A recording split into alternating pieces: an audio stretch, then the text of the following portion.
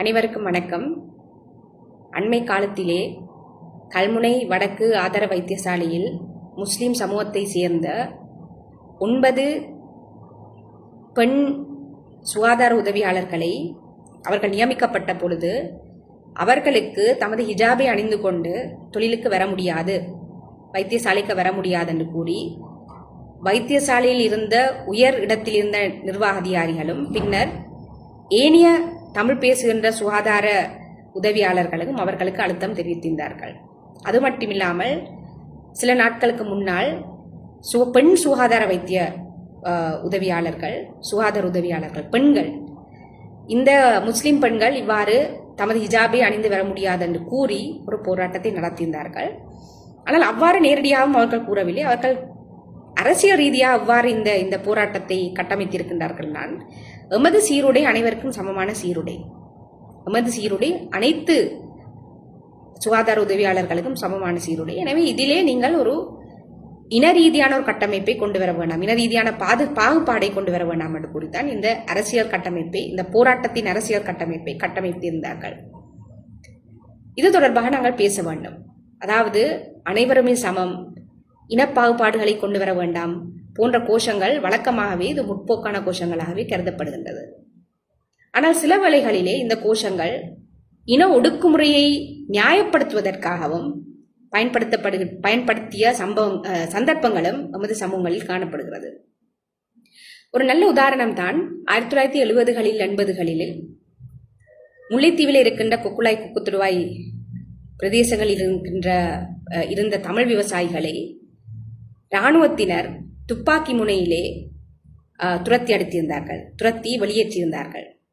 வெளியேற்றிய பின்பு அவர்களிடத்திலே சிங்கள விவசாயிகளை அவர்களது காணியிலே கொண்டு வந்து அமர்த்தி அவர்கள்தான் இன்று வரைக்கும் அந்த காணியிலே விவசாயம் செய்து கொண்டு இருக்கின்றார்கள். எனவே 2013 யுத்தம் முடிந்த பின்பு 2013 ஆண்டளவிலே இந்த விவசாயிகள் என்னிடம் வந்து பேசி மகாவலி அதிகார சபையிடம் தமக்கு கொடுக்கப்பட்ட தாங்கள் இழந்த காணிகளுக்கு பதிலாக வேறு காணிகள், அதற்கு அண்மித்த பிரதேசங்களில் காணிகளை தமக்கு கொடுக்க வேண்டும் என்ற கோரிக்கையை முன்வைத்திருந்தார்கள். எனவே அந்த கூட்டத்தில் நானும் மகாவலி அதிகார சபையுடனான இந்த கூட்டத்தில் நானும் கலந்து கொண்டிருந்து இந்த பிரச்சனையை மகாவலி அதிகார சபை உயர் உத்தியோகத்தர்களுக்கு விளங்கப்படுத்தி கொண்டிருந்த பொழுது, அதாவது தமிழ் விவசாயிகள் எவ்வாறு இராணுவத்தினரினால் துப்பாக்கி முனையிலே துரத்தி அடிக்கப்பட்டார்கள் என்று விளக்கப்படுத்தி கொண்டிருந்த பொழுது அந்த உத்தியோகத்தரினிடம் கேட்கின்றார், இப்பொழுது யுத்தம் முடிந்து விட்டது, எதற்காக நீங்கள் தமிழ் சிங்களம் விவசாயிகள் என்று கூறி இன ரீதியாக நீங்கள் பாகுபடுத்தி பேசுகின்றீர்கள்? அனைத்து விவசாயிகளும் சமமான விவசாயிகள், நீங்கள் இன ரீதியாக பாகுபடுத்தி இவர்களை பற்றி பேச வேண்டாம் என்று கூறினார். ஒரு சமூகத்தின் மீது இன்னும் ஒரு சமூகம் இன ரீதியான ஒடுக்குமுறையை போட்ட பின்பு, கட்டவிழ்த்து விடப்பட்ட பின்பு அந்த பிரச்சனை தொடர்பாக பேசும் பொழுது ஒடுக்குகின்ற சமூகம் இன ரீதியாக நீங்கள் இதனை பற்றி பேச வேண்டாம் என்று ஒடுக்கப்படுகின்ற சமூகத்திடம் கூறுகின்ற பொழுது அதுவும் இந்த இன ரீதியான ஒடுக்குமுறைக்கு ஒரு ஒரு ஒரு சப்போர்ட்டாக, ஆதரவாக அமைகின்ற ஒரு வாதமாகவே அமைந்து நிற்கின்றது. அதே போன்றுதான் இந்த 9 முஸ்லிம் சுகாதார உதவியாளர்களின் ஹிஜாபை போட முடியாது என்று கூறிய பொழுது அதுவும் ஒரு இன ரீதியான ஒடுக்குமுறை. இன ரீதியான ஒடுக்குமுறையை வைத்தியசாலையின் உயர் நிர்வாகத்தில் இருக்கின்ற அதிகாரிகள், குறிப்பாக ஆண் அதிகாரிகள், அந்த ஒடுக்குமுறையை பெண்கள் மீது போட்ட பின்பு பெண்களாக நாங்கள் வெளியே வந்து பெண்கள் மீது இந்த ஆடை சுதந்திரத்தை கட்டுப்படுத்துவதும் ஆடை சுதந்திரத்திற்கு எதிராக பேசுவதும் நமக்கு பழக்கப்பட்ட விடயம். ஆனால் பெண்களாக நாங்கள் வெளியே வந்து இந்த ஆண்கள் செய்கின்ற இந்த ஆடை ஒடுக்குமுறைக்கு எதிரான இந்த விடயத்தை ஆதரித்து அதை இன ரீதியான ஒரு கட்டமைப்பை அதற்குள் போட வேண்டிய இன ரீதியான பாகுபாடு எமது ஆடுகள் மீது தீர்க்க வேண்டாம் என்று கூறி இன ரீதியாக ஒரு ஒடுக்கப்படுகின்ற ஒரு சமூகத்தின் மீது இன ரீதியான பாகுபாடை செய்ய வேண்டாம் என்று கூறி அந்த சமூகத்தின் மீதே நாங்கள் இவ்வாறாக கேள்வியில் எழுப்புவது ஒரு மிகவும் கவலைக்குரிய விடயம். காரணம், இதனை சிங்கள இனவாதிகள் எமக்கு முதலே இதனை செய்து விட்டார்கள். உண்மை தமிழ் முஸ்லீம் சமூகங்களை இன ரீதியாக ஒடுக்கி கொண்டிருக்கும் பொழுது அதற்கெதிராக எதற்காக நீங்கள் நம்மை இன ரீதியாக ஒடுக்கின்றீர்கள் என்று கேள்வி எழுப்புகின்ற பொழுது இனத்தை பற்றி பேச வேண்டாம், நாங்கள் அனைவருமே சமம் என்று கூறுகின்ற இந்த வாதத்தை முதலே சிங்கள இனவாதிகள் இவ்வாறான வாதத்தை முதலே முன்வைத்து விட்டார்கள். நான் கூறிய உதாரண உட்பட இந்த இவ்வாறான வாதங்களை முதலே இந்த சிங்கள இனவாதிகள் முன்வைத்து விட்டார்கள். இப்பொழுது எனவே இது ஒரு மிகவும் இவ்வாறு பெண்கள் பெண்களின் ஆடை சுதந்திரத்துக்கு எதிராக போராடியது ஒரு மிகவும் கவலைக்குரிய விடயம்.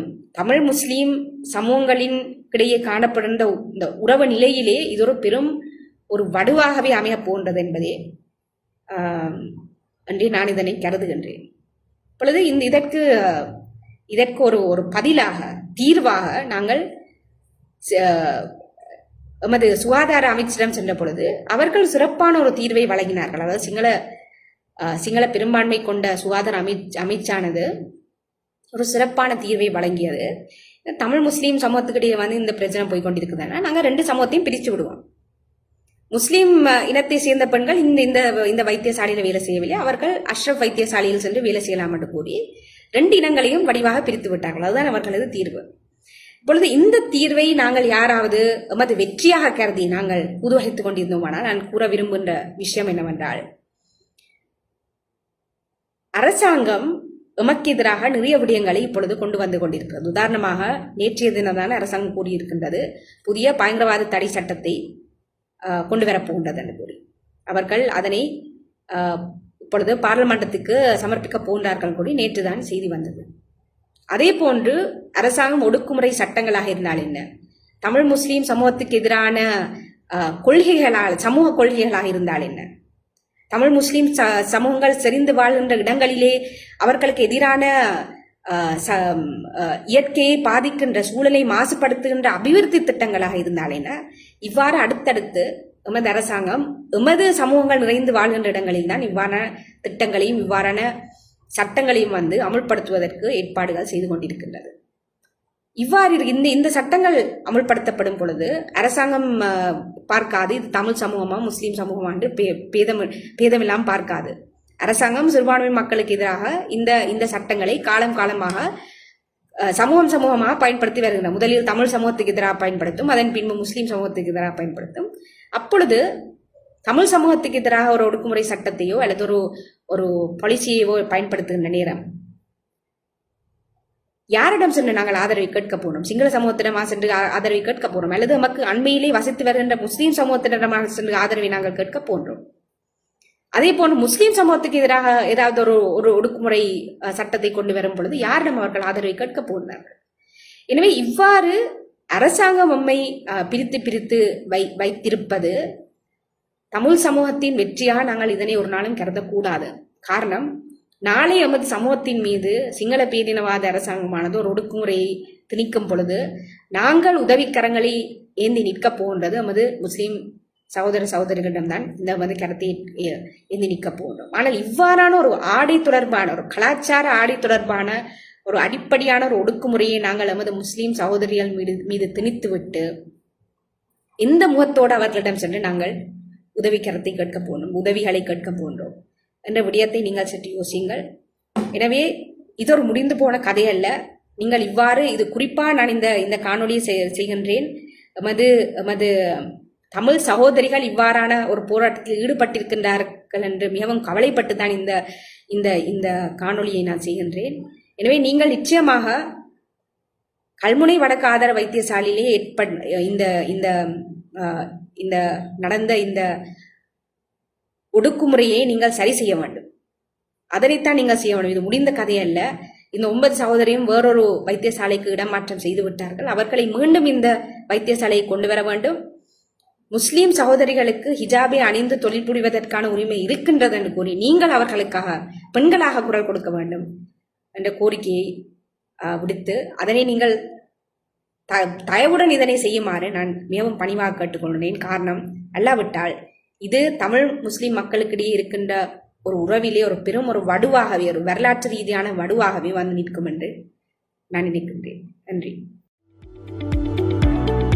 The Pioneer News website is based in Sri Lanka.